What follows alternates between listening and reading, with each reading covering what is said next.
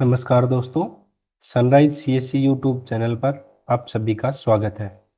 आज का जो हमारा टॉपिक है वो है हरियाणा शिक्षा बोर्ड भिवानी की तरफ से जितनी भी कोर्सेज की मार्कशीट जारी होती है, यदि आपकी वो मार्कशीट गुम हो गई है, फट गई है या किसी अन्य कारण की वजह से नष्ट हो गई है, अभी आपके पास नहीं है और आप वह मार्कशीट डुप्लीकेट निकलवाना चाहते हैं, तो उसके लिए आपको किस प्रकार ऑनलाइन आवेदन करना है। साथ ही में जो CSCVLE भाई या फिर वो कैंडिडेट जिनको ये प्रोसीजर पहले से मालूम था, उनके लिए भी इस वीडियो में अपडेट रहेगा, क्योंकि जो प्रोसीजर पहले हुआ करता था उसमें कुछ बदलाव कर दिए गए हैं, कुछ फीस में भी अपडेट कर दिया गया है। तो क्या है वो सारे बदलाव, ये सब जानने के लिए आप बने रहें मेरे साथ इस वीडियो में। तो यदि आप डुप्लीकेट मार्कशीट लेना चाहते हैं तो उसके लिए सबसे पहले आपको जाना होगा saralharyana.gov.in। ये आपकी वेबसाइट रहेगी जहाँ से आप ऑनलाइन इसका आवेदन कर सकते हैं। यहाँ से आपको यूजर आईडी पासवर्ड डाल के सबमिट करना पड़ेगा। जिस कैंडिडेट के पास यूजर आईडी पासवर्ड नहीं है वो रजिस्टर हेयर वाले कॉलम पे जा करके अपना रजिस्ट्रेशन कर सकता है। सिंपल स्टेप है, वो आपका नाम पूछा जाएगा, आपके मोबाइल नंबर और आपकी ईमेल आईडी पूछी जाएगी। ये सब चीज़ एंटर करके इनको आपका OTP डालना है, फिर आप यहाँ से रजिस्ट्रेशन कर पाएंगे। तो हमने यहाँ से पहले से रजिस्ट्रेशन कर रखा है, हम सिंपल यहाँ कैप्चा डाल करके और इसको सबमिट कर देते हैं। जैसे हम यहाँ पे सबमिट करेंगे, सबमिट करते ही आपके सामने ये इंटरफेस खुल के आ जाएगा। इसमें आपको सबसे पहले क्लिक करना है अप्लाई फॉर सर्विसेज। जैसे ही आप इस पर क्लिक करेंगे तो नीचे खुल के आ जाएगा व्यू ऑल अवेलेबल सर्विसेज। फिर आपको व्यू ऑल अवेलेबल सर्विसेज पे क्लिक करना है और राइट कॉर्नर में आपके पास एक सर्च बॉक्स खुल के आएगा। इस सर्च बॉक्स में आपको सर्च कर देना है भिवानी। जैसे आप यहाँ भिवानी टाइप करेंगे तो आपके सामने 3 स्कीम्स आ जाएंगी।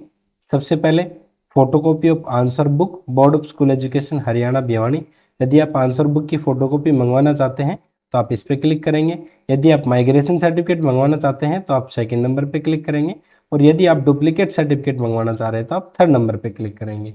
आज का जो हमारा टॉपिक है वो थर्ड नंबर का है, डुप्लीकेट सर्टिफिकेट के लिए आप किस प्रकार आवेदन कर सकते हैं। तो हम सबसे पहले थर्ड नंबर पे क्लिक करेंगे। क्लिक करते ही कुछ ऐसे इंटरफेस आपके सामने आएगा।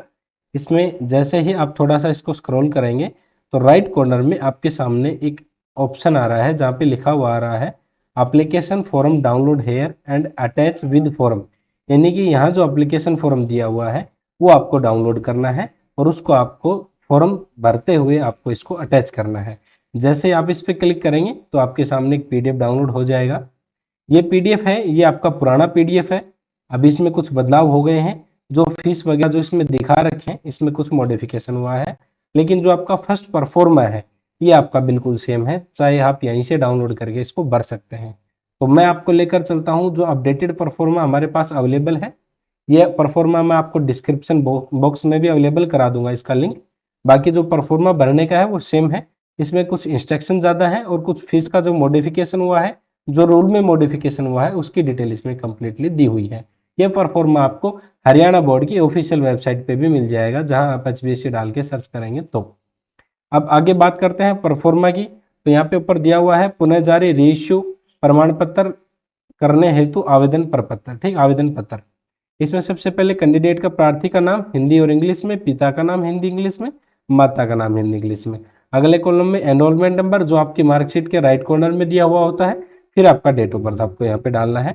उसके बाद अदा की गई राशि और बैंक ड्राफ्ट और दिनांक, ये तीनों कॉलम आप खाली छोड़ देंगे, क्योंकि ये जो आपका फॉर्मेट है ये पुराना वाला ही फॉर्मेट है। उस टाइम पे जो आपका बैंक ड्राफ्ट था वो उधर बैंक से कटवाना पड़ता था आपको HBSC भिवानी बोर्ड में जाकर के, तब ये वहां जाके लिखा जाता था। अब इसकी कोई जरूरत नहीं है क्योंकि आपका एप्लीकेशन अब ऑनलाइन कर दिया गया है। दूसरे कॉलम में बताया हुआ है प्रार्थी द्वारा पुनः जारी प्रमाण पत्र की पहली, दूसरी, तीसरी प्रति लेने का उल्लेख किया जाए। कि इसका मतलब ये है कि आप फर्स्ट टाइम डुप्लीकेट निकलवा रहे हैं, सेकंड टाइम या थर्ड टाइम, 3 टाइम आप डुप्लीकेट मार्कशीट निकलवा सकते हैं, यानी कि 3 बार। उसके बाद प्रमाण पत्र लेने का कारण, क्यों आप दोबारा क्यों लेना चाहते हैं, कि आपका गुम हो गया है, चोरी हो गया है, नष्ट हो गया है, इस प्रकार की डिटेल आपको 3 नंबर कॉलम में डालनी है। 4 नंबर कॉलम में परीक्षा का नाम, यानी 10th 12th ग्रेड जो आपका DLD है या फिर स्टेट वगैरह जो भी है वो आपको यहाँ डालना है। आपका अनुक्रमांक यानी कि रोल नंबर, सत्र आपने जिस सत्र में पास किया है, उत्तीर्ण थे या अनुत्तीर्ण थे, प्राप्त अंक आपने कितने किए हैं, विद्यालय एवं जिला का नाम जहाँ से परीक्षा आपने उत्तीर्ण की है। ठीक है, उसके बाद आपको विषय यहाँ पे मेंशन कर देने हैं। 4 कॉलम आपके कंप्लीट हो गए। 5 नंबर कॉलम में इन्होंने बता रखा है, कॉलम संख्या 4 में वर्णित परीक्षा में पूर्व दी गई इस कक्षा की परीक्षा का विवरण जिसके अंतर्गत आपने विद्यालय के निमित्त, यानी कि इसका मतलब ये है जो आपने 4 नंबर में वर्णन किया है उससे पहले जो आपने परीक्षा पास की थी उसकी डिटेल यहाँ कंप्लीट आपको डालनी है, जिसमें आपका अनुक्रमांक, विद्यालय का नाम, सत्र और परिणाम यहाँ पे दिया हुआ है। उसके पश्चात स्थायी पता आपको यहाँ डालना है और मोबाइल नंबर आपका डालना मैंडेटरी है। स्थायी पता में आपका पिन कोड अवश्य डालने, बगैर पिन कोड यहाँ पे गलत माना जाता है। ठीक है, तो ये आपका पिन कोड हो गया। थोड़ा सा स्क्रॉल करते हैं तो यहाँ पे सत्यापन आया हुआ है। सत्यापन का मतलब जिस अधिकारी से आप साइन करवा रहे हैं उसका सत्यापन की डिटेल यहाँ आएगी। सत्यापन के अधिकारी के हस्ताक्षर, नाम, पद, मोबाइल नंबर और विद्यालय की संस्था की मोहर यहाँ पे आ जाएगी। ये कॉलम जो है ये प्रार्थी के हस्ताक्षर का कॉलम है। हस्ताक्षर करना मैंडेटरी है। या प्रार्थी की फोटो यहाँ पे लग जाएगी। प्रार्थी यानी कि एप्लीकेंट जो मार्कशीट लेना चाह रहा है। अब हम नीचे चलते हैं। ये जो आपके कॉलम नीचे वाले कॉलम बच गए, प्रार्थी यानी कि जो आपका अधिकारी है उसके द्वारा भरे जाएंगे, इसमें आपका कोई रोल इंक्लूड नहीं है। अब आप महत्वपूर्ण निर्देश पढ़ेंगे। ये आपका उस पीडीएफ में नहीं है जो इस पीडीएफ में आया है। इसमें मैं एक बार फटाफट बता देता हूँ ताकि आपको क्लियर हो जाए। इसमें यहाँ पे बताया हुआ है, रेशियो प्रमाण पत्र का कोई भी आप आवेदन करेंगे वो आपको अंत्योदय सरल पोर्टल से करना है। आपका ऑफलाइन कोई भी आवेदन जो भेजा जाएगा वो मान्य नहीं होगा। ऑफलाइन भेजा गया आवेदन पत्र शुल्क मान्य नहीं होगा। ठीक है, 2 नंबर पॉइंट में इन्होंने बता रखा है कि वर्ष 1970 से लेकर के वर्ष 2003 तक की जितनी भी आपकी मार्कशीट है, 1970 से 2003 की जितनी भी आपके रेशियो मार्कशीट होगी उनका विषयवार अंक विवरण के जारी किए जाते हैं। मतलब बिना विषयवार। बिना विषयवार का मतलब ये हो गया, जब आप 1970 से लेकर के और 2003 की मार्कशीट के लिए आप आवेदन करते हैं ऑनलाइन, तो जो आपकी मार्कशीट आएगी उसमें आपके मार्क्स नहीं दिए मिलेंगे। केवल कैंडिडेट का नाम, फादर नेम और कैंडिडेट का डेट ऑफ बर्थ आपको उधर मेंशन मिलेगा। आपको मार्क्स वाले मार्कशीट यहाँ पे आपको नहीं मिलेगी। उसके पश्चात इन्होंने बताया हुआ है तथा मिडिल सेकेंडरी, सीनियर सेकेंडरी, मुक्त विद्यालय। मुक्त विद्यालय का मतलब आपका ओपन, हरियाणा ओपन से यदि आपने की है तो मुक्त विद्यालय के वर्ष 2013 तक के पुनः जारी रेशियो प्रमाण पत्र बिना विषयवार अंक जारी होंगे। यानी कि रेगुलर तो 1970 से और 2003 के बीच के हो गए, लेकिन यदि आप ओपन विद्यालय से आपने पास करी है तो 2013 से पहले जितनी भी आपकी मार्कशीट थी वो आपकी जारी होंगी, वो आपकी बिना मार्क्स की जारी होंगी। ठीक है, यदि आप ऑनलाइन मार्कशीट मंगवा रहे हैं तो आपकी बिना जो आपका मार्क्स है वो आपका वहां मेंशन नहीं मिलेगा, आपकी केवल पर्सनल डिटेल वहां पे मेंशन मिलेंगी। 2 नंबर पॉइंट क्लियर। कोई व्यक्ति किसी अन्य व्यक्ति की ओर से न तो प्रार्थना पत्र दे सकता है और न ही अन्य व्यक्ति का प्रमाण पत्र प्राप्त कर सकता है। यानी कि आपको स्वयं एप्लीकेंट जो आप प्रमाण पत्र लेना चाह रहे हैं उसी को अप्लाई करना होगा और वही आपका प्रमाण पत्र ले सकता है। दूसरा यहाँ पे उन्होंने बताया हुआ है, प्रमाण पत्र रजिस्टर्ड डाक द्वारा भेजा जाता है। यानी कि जो आपका प्रमाण पत्र आएगा वो वाया स्पीड पोस्ट आएगा आपके पोस्ट ऑफिस में। ठीक है, पॉइंट नंबर 4, यदि आवेदन पत्र पूर्ण रूप से ठीक भरा हुआ है और विधिवत प्रमाणित है तो आवेदन पत्र व शुल्क प्राप्ति की तिथि से सामान्यतः 1 माह के अंदर प्रमाण पत्र जारी हो जाएगा। यानी कि जो डिक्लेरेशन फॉर्म जो मैंने फर्स्ट शुरुआत में आपको बताया था जिसमें आपने डिटेल डाल रखी थी वो ठीक अच्छे से भरा हुआ होना चाहिए और प्रमाणित यानी कि अधिकारी के साइन होने चाहिए, तो आपका जो सर्टिफिकेट आएगा विद इन 1 मंथ आ जाएगा। यहाँ पे समय 1 महीने का मांगा गया है, लेकिन जहां तक जितने मैंने सर्टिफिकेट आवेदन किए हैं लगभग आपका 10 से 15 दिन में श्योर ये सर्टिफिकेट आपके घर स्पीड पोस्ट हो जाता है। किसी किसी केस में टाइम ज्यादा लग जाता है, उसमें छुट्टियां भी इंक्लूड होती हैं। ठीक है, 4 पॉइंट क्लियर हो गया। अब चलते हैं हम 5 पॉइंट की तरफ। थोड़ा सा स्क्रॉल कर देता हूं। 5 नंबर में देखिए यहाँ पे इन्होंने बताया हुआ है, पुनः जारी रेशियो प्रमाण पत्र की दूसरी प्रति प्राप्त करने के लिए प्रार्थी द्वारा निर्धारित आवेदन पत्र सक्षम अधिकारी द्वारा प्रमाणित करवाने के लिए संलग्न फॉर्म अंडरटेकिंग भी देनी होगी। यानी कि एक इन्होंने अंडरटेकिंग फॉर्म और डाल रखा है, वो भी मैं आपको बताऊंगा। तो उन्होंने बोल रखा है कि जो आप यदि आप दूसरी प्रति प्राप्त करना चाहते हैं, यानी कि एक तो आपने फर्स्ट टाइम कर लिया, यदि फिर भी मार्कशीट गुम हो गई, दूसरी प्रति आप करना चाहते हो तो अंडरटेकिंग भी आपको देनी होगी। साथ में उन तथ्यों का भी हवाला देना होगा जिसके कारण उसे रीइश्यू प्रमाण पत्र लेने की जरूरत पड़ रही है। यानी कि आपको जो रीजन है वो बिल्कुल परफेक्ट तरीके से मेंशन करना होगा। इसमें पुनः जारी रीइश्यू प्रमाण पत्र की पहली प्रति गुम होने का भी कारण देना होगा। यानी कि आपने फर्स्ट टाइम ली तो आपने फर्स्ट टाइम जो आपकी गुम हुई उसका कारण दिया, फिर आप सेकंड टाइम ले रहे हैं तो जो आपकी ओरिजिनल थी उसका भी कारण देना होगा, साथ में जो आपने डुप्लीकेट मार्कशीट निकलवाई थी उसका भी कारण, आपको दोनों कारण यहाँ पे आपको मेंशन करने होंगे। सेम यहाँ पे इन्होंने पुनः जारी रीइश्यू 6 नंबर पॉइंट में बता रखे, यदि आप तीसरी बार प्रति ले रहे हैं तो आपकी ओरिजिनल वाली होगी, फर्स्ट टाइम वाली होगी और सेकंड टाइम वाली होगी।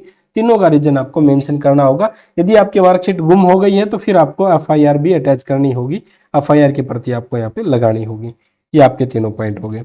7 नंबर पॉइंट में बता रखा है, यदि किसी कारणवश आपकी ओरिजिनल आपकी फर्स्ट टाइम आपने मंगवाई वो मार्कशीट, सेकंड टाइम आपने मंगवाई वो मार्कशीट और थर्ड टाइम आपने मंगवाई वो मार्कशीट, यदि तीनों प्रति आपकी गुम हो गई तो चौथी बार यदि आप आवेदन करते हैं तो इसके लिए आपको विशेष औपचारिकताएं करनी होंगी, जिसमें महोदय की आपको अनुमति लेनी होगी और किसी विशेष उपलक्ष्य में, यानी कि यदि आपको जरूरत ज्यादा ही समझी जाती है तो आपको चौथी बार मार्कशीट इश्यू होगी, वरना आपकी मार्कशीट इश्यू नहीं होगी। चौथी बार का डिस्कशन यहाँ पे किया गया है। उसके पश्चात पॉइंट नंबर 8 में बताया हुआ है, यदि कोई प्रार्थी अपने पुनः जारी रिइश्यू प्रमाण पत्र की दस्ती लेना चाहता है तो उसे जिन कारणों से प्रमाण पत्र की प्रति दस्ती लेना आवश्यक है सचिव, यानी सीधा सा मतलब 8 नंबर पॉइंट में यह बताया हुआ है, यदि आपको अर्जेंट में चाहिए, यानी एक तो आती है स्पीड पोस्ट आपकी, लगभग मैंने आपको टाइम पीरियड बताया 10 से 15 दिन का, यदि आपको अर्जेंट में चाहिए, बाई हैंड आपको चाहिए, तो वहां पे कैंडिडेट को स्वयं जाना होगा और उसके 2 फोटो पहचान प्रमाण पत्र वहां पे लेके जाना होगा और जो आपका वहां पे सचिव है उसके सामने आपको खुद पेश होना पड़ेगा। फिर उनकी अनुमति के बाद आपको वहां पे अर्जेंट में कॉपी दी जाएगी, उसके लिए आपसे 300 रुपए एक्स्ट्रा चार्ज लिए जाएंगे। आप अर्जेंट में अप्लाई कर रहे हो तो आप पहले ही आपकी फीस ज्यादा होती, लगभग 1000 रुपए आपकी रहेगी, साथ में वहां आपसे 300 रुपए एक्स्ट्रा और लिए जाएंगे, फिर आपको अर्जेंट आपकी रीइश्यू यहाँ पे की जाएगी। ठीक है, 8 नंबर आपका पॉइंट क्या हो गया।